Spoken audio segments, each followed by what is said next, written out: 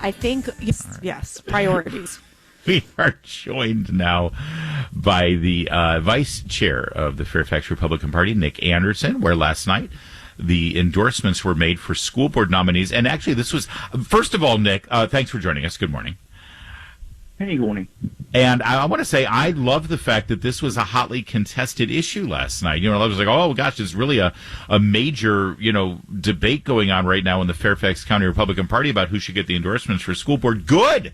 That means we got some focus. I mean, there have been times in the past where you've had to go out of your way to try to find candidates for the school board that you can endorse, and now we've got people really vying for this endorsement. That's a good thing, and I know how hard the Republican Party is trying to flip things in Fairfax County, as challenging as it might be, and I think it starts at the school board. So tell me about how the decision was made last night on who you would endorse and what it looks like going forward. Sure, absolutely, and thank you again for having me this morning. Last night was really both the culmination of months of work and planning and training with their candidates, and also just the very beginning of them telling their story about how there's an alternative that parents and students can count on for Fairfax County Public Schools in particular.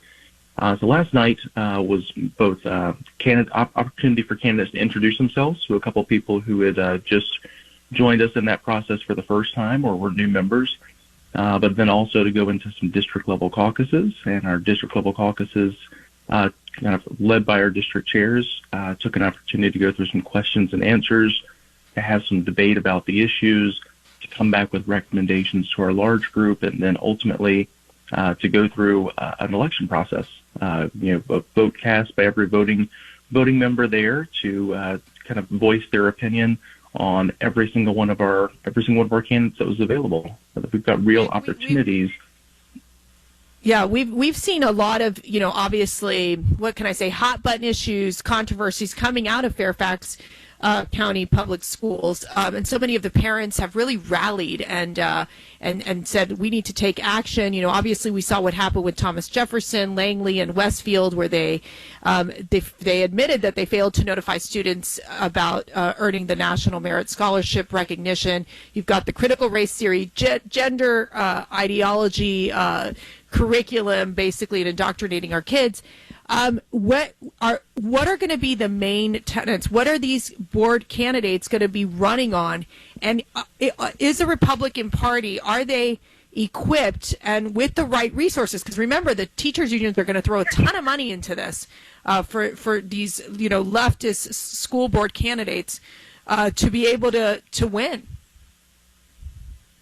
Yeah, well, to your last point first, I would not be doing anybody any justice if I did not remind people that this is going to be a race that is going to require a ton of resources. So we've got some of our candidates that have just done a fantastic job. The fundraising numbers were just released this week, but it's absolutely not enough. For us to carry forward with a platform that is going to be able to refocus on student achievement rather than vilifying it, restoring safety for our kids in our schools, and focusing on academics first, being able to get schools and school officials to partner with parents rather than against them, and actually providing some real transparency and respect for our county taxpayers and respect for our values. That's going to be an uphill battle that all of us are going to have to climb, and all of us are going to have to fight together. But it's going to require people's time. We need volunteers, we need opportunities for donations, and we need the opportunity to really be able to show that there's an alternative out there rather than what the school board has been providing for the last 4 years, which is really just an abysmal failure. So can you tell us the disposition of some of the candidates? I know there was a lot of focus on Harry Jackson, who had run and then pulled out of the race last cycle, and just in the last couple of days before your decision was made at the Republican Party in Fairfax, it was revealed that he had been arrested 3 times for domestic assault. There were no convictions, but the fact that he was arrested is certainly a political liability. There's no denying that.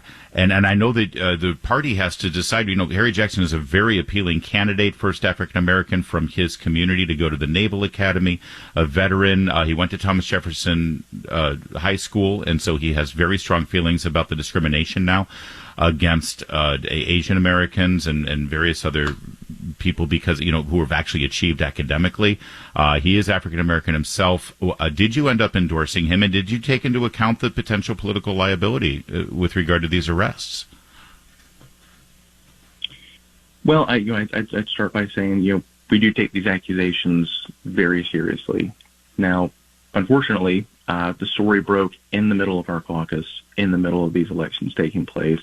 So there was no time to discuss or corroborate any of those details. So I'm not fully read into the facts of that, and I've got to kind of let Harry speak for himself. He issued a statement making it clear that he was never convicted of a crime, and that he takes that issue of domestic peace very seriously.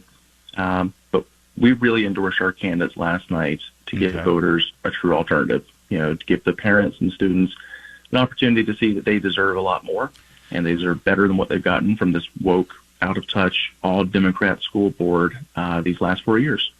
Well, listen, we've had Harry Jackson on the show before, and I'm looking forward to having him on to discuss these allegations so that he can speak for himself. You're right. The important thing is there needs to be an alternative choice for voters in Fairfax County. Where can people, and again, this is a nonpartisan race for school board, or at least it's supposed to be, but we know that the Democrats end up, through the teachers union, getting their candidates on there, and there's only one voice allowed at the Fairfax County School Board right now, and there needs to be some alternative ideas because this school system is not going in the right direction. So where can people find out who the Republican Party is endorsing, because it won't be on the ballot? That's absolutely correct. So going to fairfaxgop.org, we've got special sites set up for our 2023 elections. We'll now today be getting ready to work on a segment of our website to show our 2023 endorsees as well.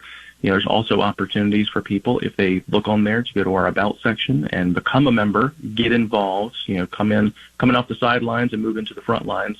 An opportunity, of course, to be able to donate, give us the resources and the infrastructure that we're going to need to help these candidates take back our school board. Nick Anderson, we got to leave it there. He's the vice chair of the Fairfax Republican Party, and I appreciate you joining us on this. We are very plugged in on these school board races, and we will continue to be so until Election Day. Thanks so much, Nick. It is 6:15.